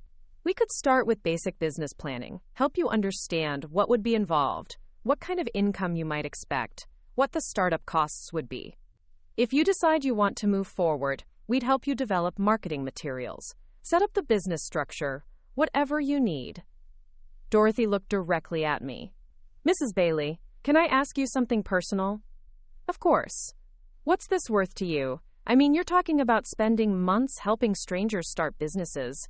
That's got to represent thousands of dollars worth of your professional time. Why would you do that for people you'd never met before this week?" I thought about how to answer honestly. "Mrs. Williams, I lived for 12 years with a man who was stealing from people like you to fund his secret life. Every nice dinner we had, every vacation we took, every home improvement project we completed was partially paid for with money that belonged to elderly people who'd trusted him with their life savings." "But you didn't know about the fraud," she protested. "No, I didn't. But I benefited from it anyway. And now that I do know, I can't just pretend it doesn't matter. I can't go back to my quiet life in Millbrook and act like Marcus's crimes don't have anything to do with me." Elena spoke up. "Mrs. Williams, I was planning to marry Marcus next month. I thought he was divorced, and I thought our business was funded through legitimate sources. Finding out that our entire relationship was built on stolen money from victims like you has been devastating. We can't undo Marcus's crimes," I continued, "but we can use our professional skills to help repair some of the damage he caused. And honestly, that feels like the only way we can live with what we've learned about the man we both loved." The conversation continued for another hour with Robert, Margaret, and Dorothy asking detailed questions about the business opportunities we'd researched. By the time we were ready to leave, all three had agreed to think seriously about our proposals and meet with us again the following week to discuss next steps. "Mrs. Bailey, Miss Castellanos," Margaret said as we prepared to part ways, "I want you to know that this conversation has given me something I haven't felt since I discovered Marcus's fraud." "What's that?" Elena asked. "Hope. For the first time in months, I feel like maybe my future doesn't have to be defined by what he stole from me." On the drive back to Millbrook, Elena and I were both quiet for the first hour, processing what we'd learned and committed to. "Max, are we crazy?" Elena finally asked. "We just promised to help 3 people start businesses in fields we don't know anything about." "Maybe we are crazy. But Elena, did you see how they responded when we started talking about their professional expertise instead of their victim status?" Margaret lit up when we discussed expanding her tutoring services. Robert got excited about the idea of using his construction knowledge in a consulting role. Dorothy almost cried when we talked about helping families with pediatric cancer patients, Elena added. "I think she's been missing that kind of meaningful work since she retired." "Exactly. We're not just trying to help them replace stolen money. We're trying to help them reclaim their professional identities and build financial independence." Elena was quiet for a few miles. "Max, I need to tell you something." "What?" "Meeting those 3 people today, hearing their stories, seeing how Marcus's fraud affected their lives, it made me realize something about our relationship." I glanced at her, not sure where this was going. "What do you mean?" "I mean, I think I understand now why Marcus was able to deceive both of us so completely. We were both focused on what he could give us rather than paying attention to who he really was." I considered this. "How so?" With me, he represented success and sophistication, the kind of life I wanted to build. With you, he represented stability and reliability, the kind of partnership you valued. but neither of us was really seeing Marcus himself. Elena, I'm not sure I follow. I think Marcus was very good at being whatever people needed him to be. When Margaret and the other victims met him, he was the knowledgeable, trustworthy investment advisor they were looking for. When I met him, he was the ambitious architect who shared my professional goals. When you married him, he was the steady, dependable husband you wanted. The more I thought about Elena's observation, the more accurate it seemed. Marcus had been like a chameleon, adapting his personality and presentation to match what different people were looking for. And because he'd given each of us exactly what we'd wanted, none of us had looked deeper to understand who he really was beneath the performance. Elena, you're saying that Marcus was essentially a con artist in all his relationships, not just his criminal activities. I think so, yes. And I think that's why we were both so completely blindsided when we discovered his deceptions. We fell in love with carefully constructed personas, rather than with a real person. This realization was both depressing and liberating. Depressing because it meant that the Marcus I'd been married to for 12 years had never really existed, but liberating because it meant I didn't have to feel guilty about not recognizing warning signs that probably weren't there to be seen. Elena, if that's true, then Margaret and the other victims shouldn't feel stupid for being deceived either. Marcus was apparently very skilled at becoming whatever people needed him to be. Exactly. Which makes it even more important that we help them rebuild their lives. They weren't stupid or naive. They were targeted by someone who was professionally skilled at deception. We spent the rest of the drive developing plans for helping the Seattle victims. Elena would focus on the business development aspects, while I handled the marketing and design needs. We'd meet with each victim individually to develop customized business plans, then provide ongoing support as they launched their new ventures. But as we got closer to Millbrook, I realized there was still one major issue we hadn't addressed. Elena, what about the other 9 victims? Margaret, Robert, and Dorothy are just 3 of the 12 people Marcus defrauded. We need to reach out to the others too. You're right. And Max, there's something else we need to consider. What? Detective Morrison said they suspect there are additional victims who haven't come forward yet. If Marcus was running this operation for 18 months and only 12 people have reported losses, there are probably others who don't even realize they've been defrauded.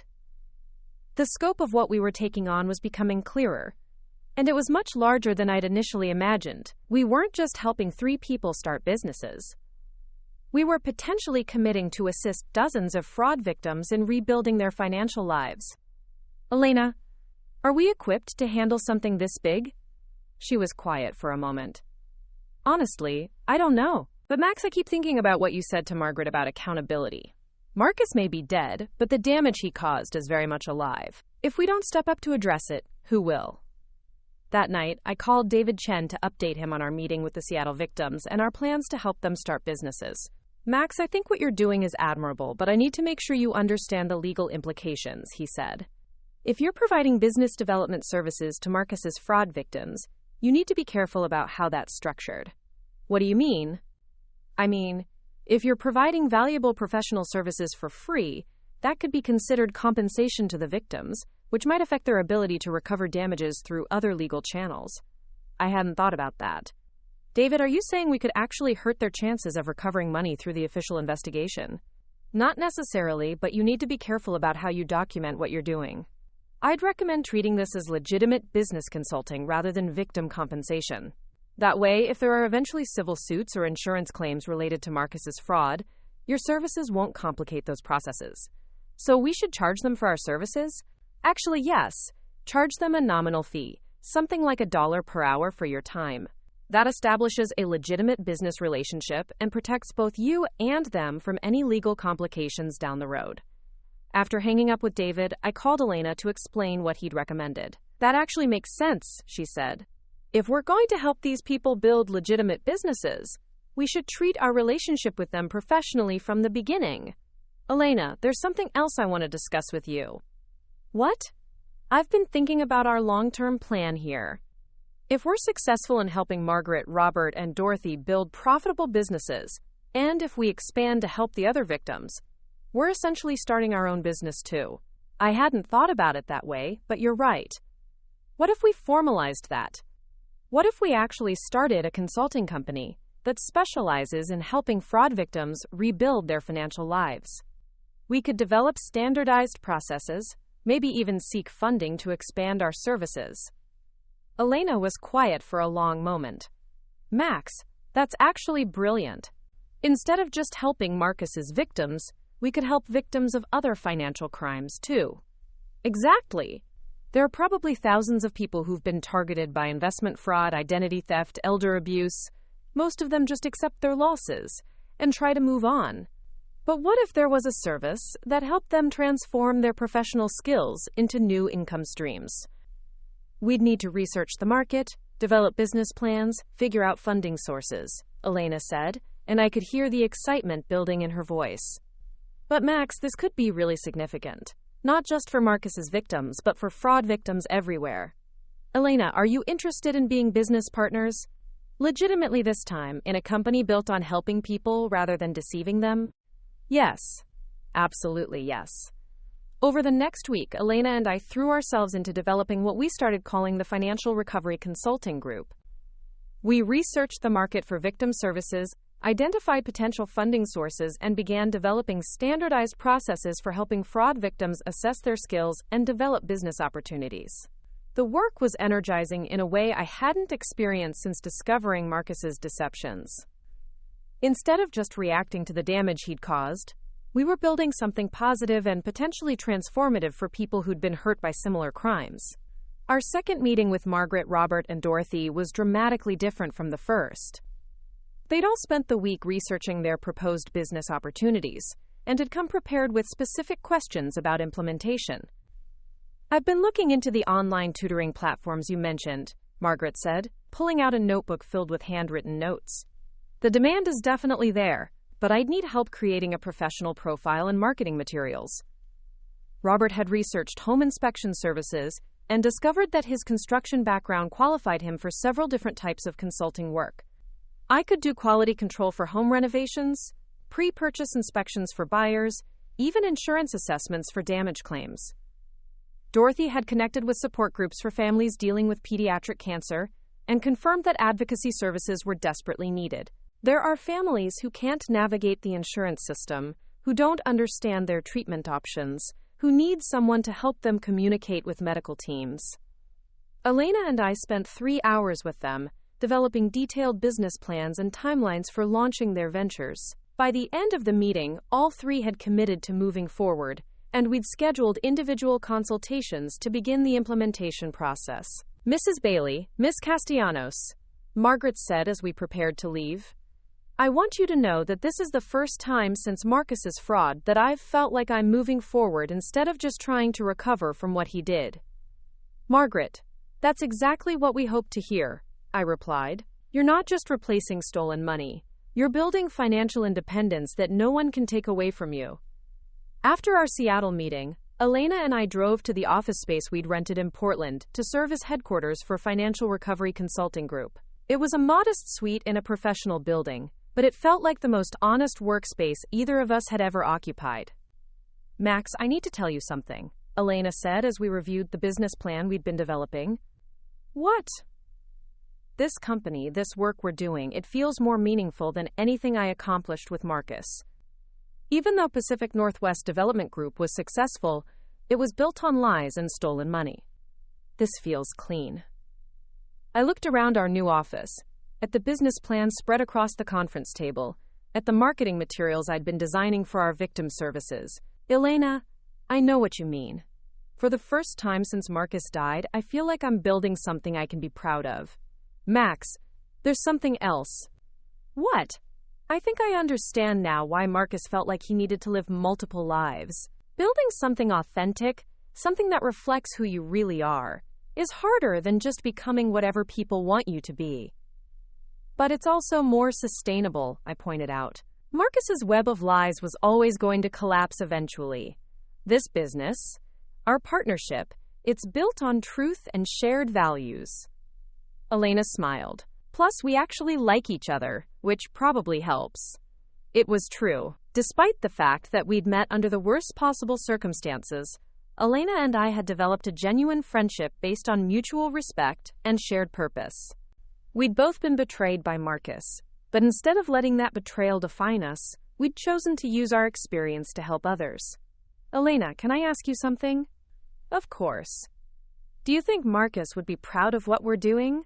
Or horrified that we're using his crimes to build something positive? Elena considered this. Honestly, I think Marcus would be confused by what we're doing. The idea of taking responsibility for someone else's actions, of using our skills to help people rather than to benefit ourselves, that wasn't how his mind worked. You're probably right. Marcus was focused on what he could get away with, not on what he should do. But Max, I think that's exactly why this work feels so meaningful. We're doing the opposite of what Marcus did. Instead of taking from vulnerable people, we're giving to them. Instead of building our success on other people's losses, we're helping them build success from their losses. 6 months later, Financial Recovery Consulting Group had helped 37 fraud victims across Washington and Oregon develop new income streams based on their professional skills. Margaret Chun's tutoring service was booked solid and earning her more money than she'd ever made as a teacher. Robert Martinez had launched a home inspection business that was so successful he'd hired 2 assistants. Dorothy Williams was working with families throughout the Pacific Northwest and had been invited to speak at medical conferences about the importance of patient advocacy. But the most satisfying part wasn't the business success. It was the transformation we saw in our clients. People who'd felt helpless and victimized were becoming entrepreneurs and advocates. Instead of being defined by what criminals had taken from them, they were defining themselves by what they could offer the world. Max, we got the grant, Elena announced, walking into my office with a letter from the Department of Justice. The Victim Services Grant? $200,000 to expand our services statewide and develop training materials for other organizations that want to replicate our model. I leaned back in my chair, amazed at how far we'd come from that first devastating discovery of Marcus's garage workshop. Elena, do you ever think about what our lives would have looked like if Marcus hadn't died, if we'd never discovered his deceptions? All the time. I'd probably be married to a criminal right now, building a business with stolen money and having no idea that my entire life was a lie. And I'd still be the small-town wife of a man who was systematically defrauding elderly people to fund his secret life. Max, as horrible as discovering Marcus's crimes was, I think we're both better people now than we were when we believed his lies. I looked out the window of our Portland office, at the city where Marcus had built his relationship with Elena using money stolen from vulnerable people, and realized that Elena was right. The truth about Marcus had destroyed the lives we thought we were living, but it had also forced us to become people we could actually respect. Elena, there's something I want to tell you. What? I'm grateful for our partnership, not grateful for Marcus's crimes or the pain his victims suffered, but grateful that his betrayal led us to find each other and build something meaningful. Elena smiled. Max, I feel the same way. Marcus brought us together by lying to both of us, but we chose to stay together by telling the truth to each other. That evening, I drove back to Millbrook and walked through the house that Marcus and I had shared for 12 years. Most of the rooms looked exactly the same as they had the day he died, but everything felt different now. The kitchen where we'd eaten breakfast together, the living room where we'd watched television, the bedroom where we'd slept side by side, all of it felt like artifacts from someone else's life. I'd kept the house after resolving the fraudulent mortgages, but I'd never really moved back into it emotionally. It was too full of memories of a man who'd never really existed, too connected to a life that had been built on lies I'd never suspected. But tonight, for the first time since discovering Marcus's deceptions, the house felt peaceful rather than painful. I wasn't the naive woman who'd lived here with a criminal husband. I was the person who'd chosen to take responsibility for crimes I hadn't committed, who'd built a business dedicated to helping victims rather than creating them, who'd turned betrayal into purpose. I picked up the phone and called Elena. Elena, I've made a decision. What? I'm selling the house. I want to move to Portland and focus full-time on expanding Financial Recovery Consulting Group. Max, are you sure? That house represents 12 years of your life. That's exactly why I need to sell it. Those 12 years were built on lies, Elena. I don't want to live in a monument to Marcus's deceptions anymore. I want to live somewhere that represents who I actually am and what I actually value. Where will you move? I was hoping you might help me find a place in Portland. Maybe somewhere near the office, so we can really focus on growing the business. Elena was quiet for a moment. Max, I'd love to help you find a place here. And I think moving to Portland is exactly the right decision. Elena, there's something else. What? I want to change my name back to my maiden name. I don't want to be Maxine Bailey anymore. Marcus Bailey was a criminal, and I don't want to carry his name for the rest of my life. What was your maiden name? Maxine Carter. Max Carter. Max Carter. I like it. It sounds like the name of someone who gets things done. 2 months later, I signed the papers to sell the Millbrook house and moved into a small apartment 3 blocks from our Portland office. For the first time in over a year, I felt like I was moving towards something instead of away from something. Elena helped me unpack, and as we arranged furniture in my new living room, I realized that this modest apartment felt more like home than the house I'd shared with Marcus ever had. Max, can I ask you something? Elena said, setting down a box of books. Of course. Do you think Marcus ever really loved either of us? I'd been wondering the same thing for months. Elena, I think Marcus loved the versions of ourselves that we presented to him. You were successful and ambitious, which fed his ego. I was trusting and supportive, which made his deceptions easier. But did he love us as actual people? I don't think Marcus was capable of loving people as they actually were. I think he could only relate to others as characters in whatever story he was telling himself about his life. Elena nodded. That makes sense. And it explains why he could betray us so completely, without seeming to feel guilty about it. Elena, you know what I've realized? What? It doesn't matter whether Marcus loved us or not. What matters is that we've chosen to love the people we've become since discovering his crimes. What do you mean? I mean, I like who I am now better than who I was when I was married to Marcus. I'm more honest, more purposeful, more willing to take responsibility for my actions. Marcus's betrayal forced me to become a person I can actually respect. Elena smiled. Max, I feel exactly the same way. The person I was with Marcus was successful but shallow. The person I am now has work that actually matters. That night, I sat in my new apartment looking through the materials we'd compiled for our grant application to expand Financial Recovery Consulting Group to other states. Photos of clients who'd successfully launched businesses, testimonials from families who'd been helped by our services, data showing the long-term financial impact of our interventions. Margaret Chen had written a particularly moving letter about how our tutoring business development had not only restored her financial security, but had given her a sense of purpose and professional identity that she'd lost when she retired from teaching. Robert Martinez had included photos of the custom home inspection business he'd built, complete with a branded truck and a waiting list of clients. Dorothy Williams had submitted a video testimonial from a family whose child had survived cancer with her advocacy support. But the document that meant the most to me was a letter we'd received from Detective Morrison, updating us on the status of Marcus's case and commending our work with the victims.